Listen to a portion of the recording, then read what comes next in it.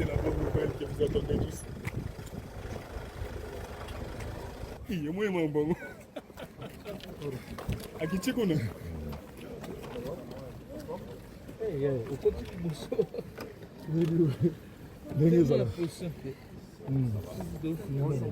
Bonjour. Bonjour. Voilà, on a qui fait là, le là.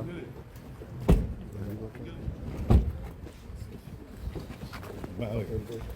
Les padres. Au bureau à Canada. Au bureau à Canada. Bonjour madame.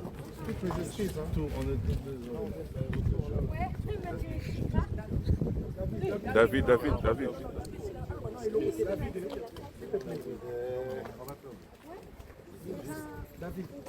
On est là. Bonjour.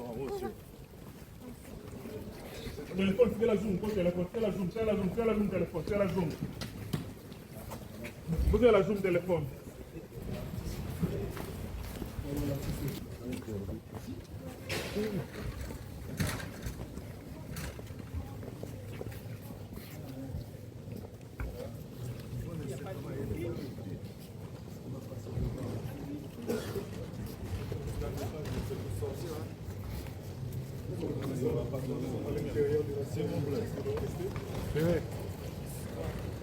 On ne fait même pas bosser. Merci, après réunion.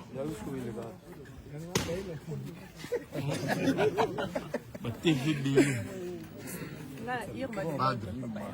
Oui, Irma de Londres. Oui, bon.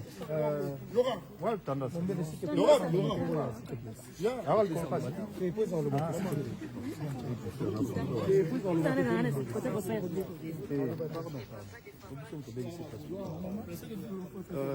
Un message. Je pense qu'il y a surtout un message, non? Ok. Donc, un message, il y a le bosseux déjà. Tous en a situation déjà à Mamamboka. Mamamboka, nous avons pardon, kosenga bolimbis na peuple na biso ba congolais parce que tous en a un problème très urgent en Mboka. Oyo situation à est. Oyo ngape naza parmi o na belela na yema maman est. Sauf que rendez-vous au rendez-vous ezalaki déjà prévu pendant il y a cela déjà 2 mois. Donc ndé naza beaucoup touti Canada ko koma na tongo na lali putu même pas. Mon rendez-vous à Mindele ndé naza na rendez-vous à salle fallait na ko visiter yango. Nazo bandela sous nazo senga bolimbi simingi parce que ezalaki na moment oyote on a ko ya vraiment ko bengi sabino presse pour accompagner ngai pour to ya la salle. En tout cas, vraiment, nous avons les encore 1000 pardons. Parce que tu as une situation à Mboka où ils sont vraiment très urgent, où ils sont préoccupés, biso nyo sur les Congolais, où ils sont associés à Mboka. Il faut à participer à le biso les musiciens. Surtout, il y a vraiment appel au Wana. Il y a pardon mingi parce que la place où tu allais, normalement, il fallait aller quand même après. Mais ce qui est salami de l'eau, parce que l'engagement qui déjà qui mois avant. Mais bon, il y a un côté où tu as que notre kata lit na biso, tu continuer lit na biso, tu ganga ndino bangi no tu ganga na mungo makasi. Pour la Gangela ba on shawana. Tu batu nyoso za libanda bayoka ke mboka na biso ezali agressif. Donc yango wana vraiment na bengi sabino presse. Bo accompagner ngai bo na place au beta nzamba sunga. Je pense que tina ba joindre kuna to la même solution parce que nzambe aza fort au tika biso ba peuple congolais et puis na pesa sous moi message car ya biso ba kinois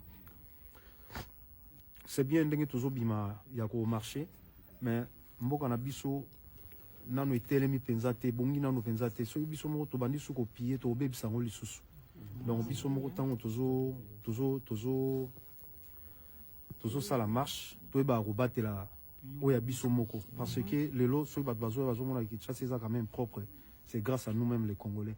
Alors ceux qui sont bimananzela, tout le monde a bonne cause ou toujours défendre. Mais ceux qui sont beaucoup toujours cassé, bilo oyo ils ça là que non, mboka na psus à la propre. On a y a mon azo senga kaka, na stop au pillage, ba gaulois, zena ba to nyoso, biso nyoso linga mboka. to yeba ko respecter ka moi ba norme wana mais tout ça na droit na biso ya kobima na nzela pona ko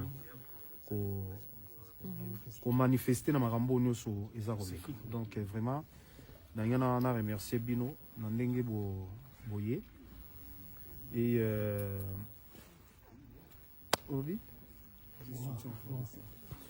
oui, nga na yembaki déjà nzembo faire DC. Na yembi déjà nzembo faire DC, na yembaki nzembo ya nini? Nzembo nanga sauf que na lobi yango lelo, nzembo nanga faire DC, nzembo nanga na yemba ya nini? Elekaka na RTNCT. Na yebte soki ezalaka coterie, soki nini mais na yemba ngo pona lokumu ya mboka. Ndenge ba nzembo ya bato mso elekaka nga na sala nzembo ya Est, na sala nzembo ya basoda, mais na RTNC elekaka te. Na yebte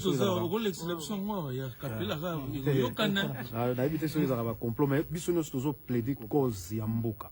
Donc voilà, na minute oyo vraiment eloko eza primordial pour na biso, priorité na biso na minute oyo ezali mboka nano. Donc on a ngana remercier bino, merci beaucoup na presse. Voilà. Avec plaisir. Merci bien. Bonne chance. Merci de nuance. Bonne chance. Merci. Voilà, Nous attendons Adidas. Nazo kosola donc malilo na oto yoka na soyi na mboya. Konzalo sala photo na kanga sanga mo photo mo na pardon. En direct des favelas.